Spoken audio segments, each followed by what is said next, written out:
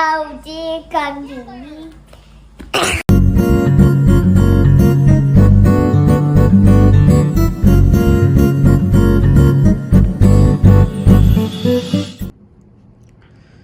안녕하세요, 아우디 강TV입니다. 오늘 차량은 바로 아우디 Q4 이트론 40 프리미엄 모델입니다.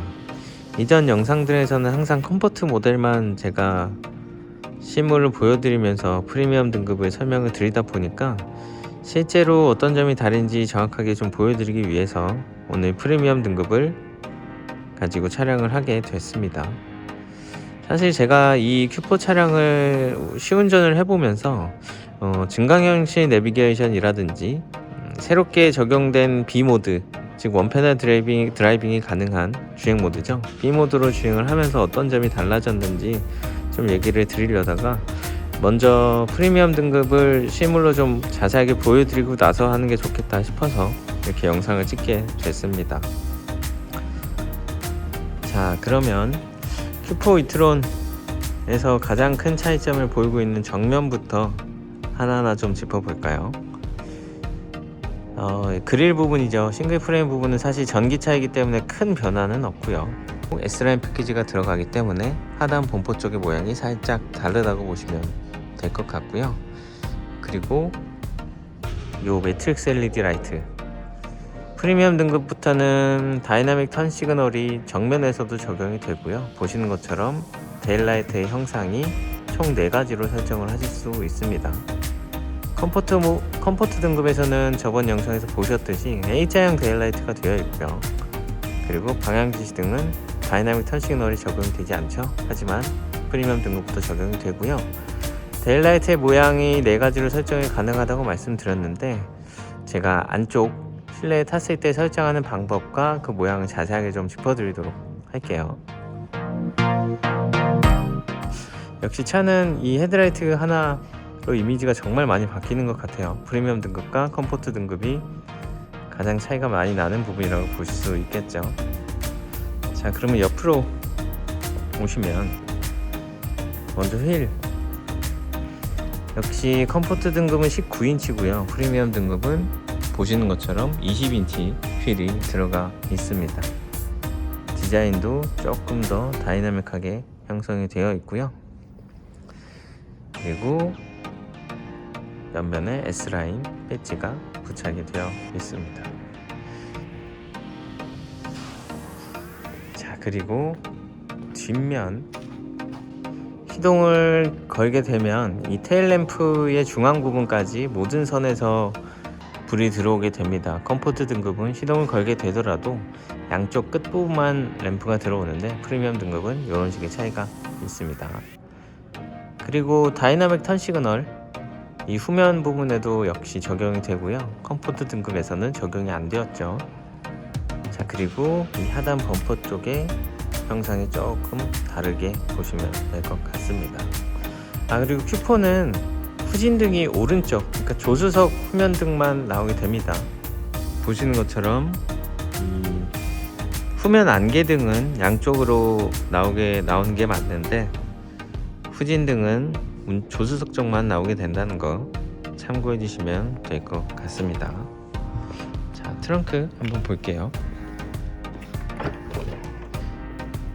사실 컴포트 등급과 프리미엄 등급이 차량 크기가 달라지는 건 아니기 때문에 트렁크 공간은 보신 것처럼 컴포트와 똑같고요.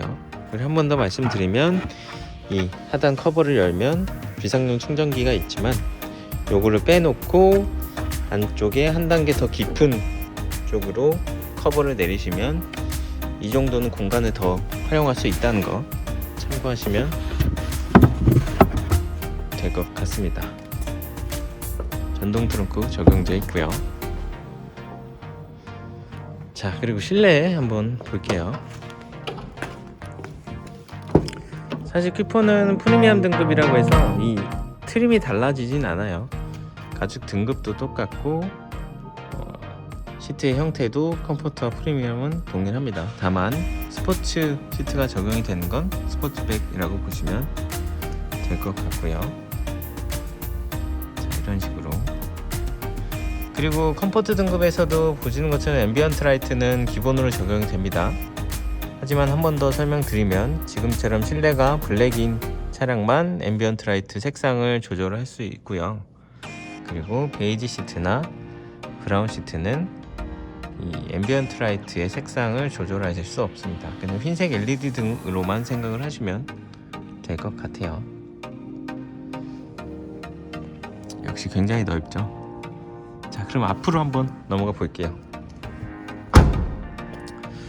자, 아래쪽에 도어 라이트 있고요. 그리고 우드 등과 피아노 블랙, 대시보드 이런 식으로 컴포트 등급과 실내는 차이가 없다고 보시면 됩니다. 하지만 지금처럼 핸들의 열선이 추가가 되고요. 그리고 가장 큰 건 역시 헤드업 디스플레이겠죠. 지금 잘 보이실지 모르겠는데 Q4 이트로에서는 증강현실 내비게이션이 구현이 되는 AR 헤드업 디스플레이가 추가가 됩니다. 제가 나중에 이 다음 영상은 Q4를 시승을 하면서 좀 설명을 드리려고 하는데, 이 AR 헤드업 디스플레이와 새롭게 추가된 B모드에 대한 내용을 영상으로 한번 남겨드릴게요. 그거 참고해 주시면 될 것 같고요. 자, 그리고 나머지는 사실상 컴포트 등급과 차이가 없다 라고 보시면 될 것 같습니다. 자, 그러면 아까 말씀드린 데일라이트를 조절하는 메뉴를 한번 보여드릴 텐데요.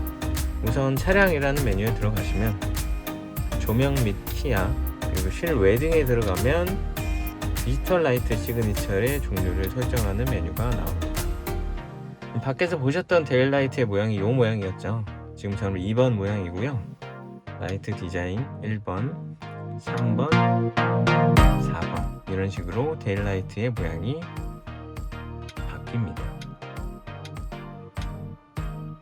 이게 사실 지금 이 상태에서 메뉴를 변경한다고 해서 바로 데일라이트가 변경되는 건 아니고요. 데일라이트의 메뉴 번호를 선택하신 다음에 확인 버튼을 누르시고 시동을 완전히 끄신 후에, 전원이 다 오프된 후에 다시 시동을 걸게 되면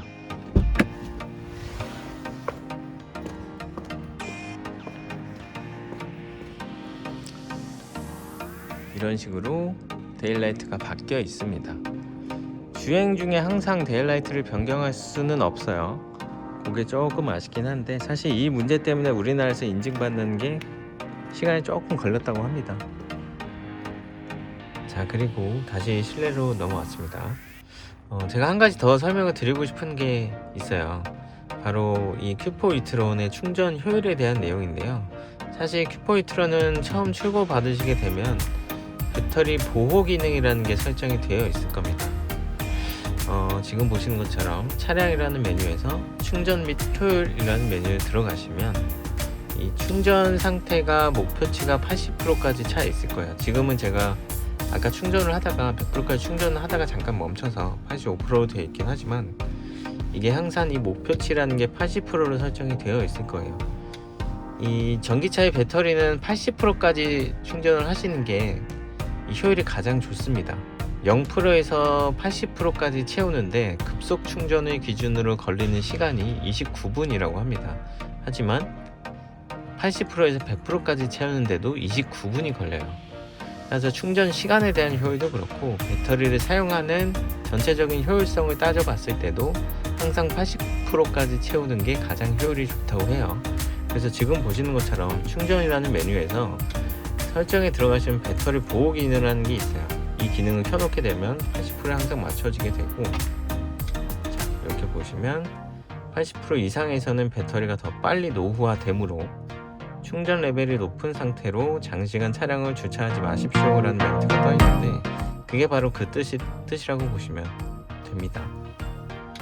그래서 항상 100%까지 채우려고 노력하지 않으셔도 80%까지 채우시고 다니시는 게 효율도 좋고 좀 더 배터리의 수명을 늘리는 데 도움이 된다고 합니다. 참고하시면 될 것 같아요. 자, 오늘은 이렇게 프리미엄 등급에 대해서 설명을 좀 드렸습니다. 사실 Q4라는 차가 굉장히 망설여지시는 분들이 좀 계실 거예요. 보조금 문제도 있고 가격 문제도 있고. 하지만 제가 항상 말씀을 드리지만 지금 이 차는 놓치시면 안 될 차가 맞습니다. 보조금을 못 받는다는 그 아쉬운 이유 하나 때문에 차를 놓치신다는 게 굉장히 안타까울 정도로 좋은 차예요. 직접 운전을 해보시면 주행 거리든 차량의 성능이든 주행 질감 또는 승차감 모두 다 굉장히 좋은 차량이고요. 프리미엄 등급에서 이 가격대의 라인업을 따져보면 벤츠의 EQA도 그렇고 테슬라의 모델 Y와도 비교를 해보시면 사실 Q4만한 승차감이나 품질을 가지고 있는 차가 없다라고 생각이 드실 거예요. 프리미엄 등급은 지금 바로 출고가 되는 차도 소량이 있기 때문에 궁금하신 분들은 언제나 그렇듯이 연락 주시면 시승 상담 자세하게 도와드리겠습니다. 그럼 오늘 영상 여기서 마치겠습니다. 감사합니다.